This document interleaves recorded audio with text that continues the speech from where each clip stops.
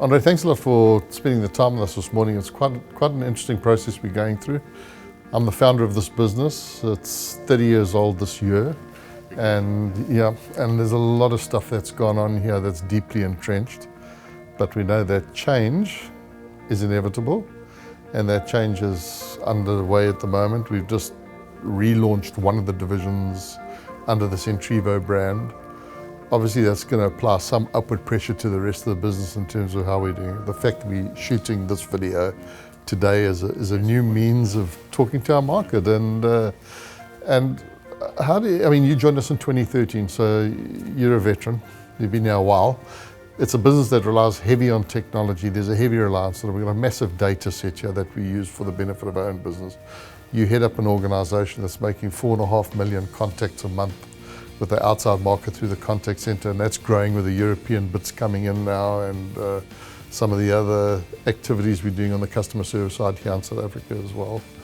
What's your feeling on this change, and what's your steer going to be? You're a CEO, you're going to steer this organization. It's a transformative time. We know debt, the legacy of the debt is old. This business is known as Blake, the debt collectors, which is not something we've always wanted to be labeled as, because we have so much more to offer. Do you want to just talk us through some of that and how you're going to migrate it and use those elements to take us forward? Yeah, thanks, Howard. I think it has been an interesting journey. I mean, like you said, I've been here for 7 years, and I think of late we've realized that the market is changing a lot quicker and is getting faster and faster as it evolves. And using the broad spread of technology and specifically people in our business is what's going to take us forward. The relaunch of Centrivo has been great. I think it's created, like you say, some internal pressure to really transform and to deliver solutions to the market. And I think what the bleed over from that into our collections business is very important, because the market also, the debt market in South Africa is becoming increasingly tough. The pool of debtors in the market isn't growing significantly. What we're seeing is definitely stagnation around the people who are economically active and can afford debt. So what we're seeing, and we know the stats, I mean, 2 out of every 3 consumers are in dire straits or indebted, or over indebted even, which is even worse. So what that does is it means that where in the past a book would grow organically, we're not necessarily seeing that organic growth. So we've got to become leaner, meaner, sharper in terms of how we address that market, which means technology has to come to the fore. So technology, how we train our people to have different conversations with debtors, because where in the past someone might slowly creep out of debt over a period of time by us helping them, what we're seeing is more and more clients are milling. They're not really recovering their position. So how do we have different conversations to actually cure these people in time? That's a very valid point, because that's a user experience, isn't it? Exactly. I mean, our customer experience. Our customers could be a retailer's debtor and they're calling us to solve a problem. How much more cognizant do we have to be of that experience that debtor has when they come into this environment to try and solve the problem? One of the key things is engaging with debtors in the way that they want to communicate, for starters. We know that many of our debtors are on WhatsApp, as an example. They're using digital touch points in their daily lives to engage with each other. So if we're not talking to them on those channels, we're effectively isolating them from our business. So we're definitely seeing a shift towards those kinds of means of engagement in order to enable someone. Because let's face it, if I'm sitting in a taxi maybe on the way home, the last thing I want to do is speak to a debt collection agency and basically proclaim to everyone in the taxi or in the transport that I'm in financial difficulties. If I can do that quietly on WhatsApp while I'm journeying home, it's a completely different experience for me as a consumer. So it is about allowing consumers to engage in the way they want, but also to have conversations that help them to understand where they are and how to break the cycle. That's a much richer customer experience, because let's be honest, in the past it hasn't been that. No. We're very voice dependent in terms of phoning a person and then speaking to them about the problem and hopefully taking a promise to pay to try and solve that problem. But there's so much more available to you. I know you've driven a large investment, a massive investment into technology that's going to give them more digital touch points, all the ones you mentioned now. So how, from your point of view, in terms of getting the client, the retailer, the bank, whoever it is, to adopt that, is that an easy process, or how do you see that playing out?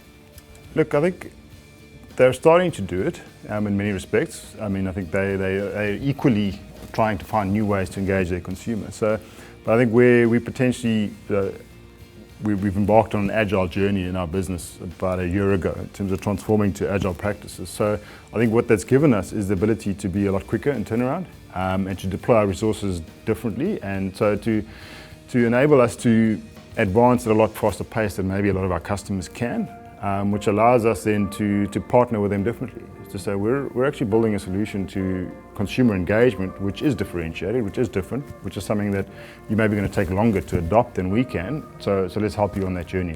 Let's take the lead on that journey and help you through that and engage your consumers differently so that they become used to this way of engaging, this experience, and it ultimately gives a better customer experience to their customers. And that's what we're seeing is the shift away from you're an agency who collects data on my behalf to you're a partner in my business. I'm also going to measure my customer satisfaction scores with you as an outsourced partner to understand that you're treating them with the respect that they deserve as my customer. Yeah. You know, because I entrust them to you for a period. Do you treat them the way I would want to treat them? Or do you just take up a big stick and force them to pay? So it's becoming increasingly important that we engage consumers and indebted consumers in a way that shows that we respect them, that we respect their time, we respect the ways they want to communicate with us, and that we respect them as clients of big, large businesses who have a reputation to uphold.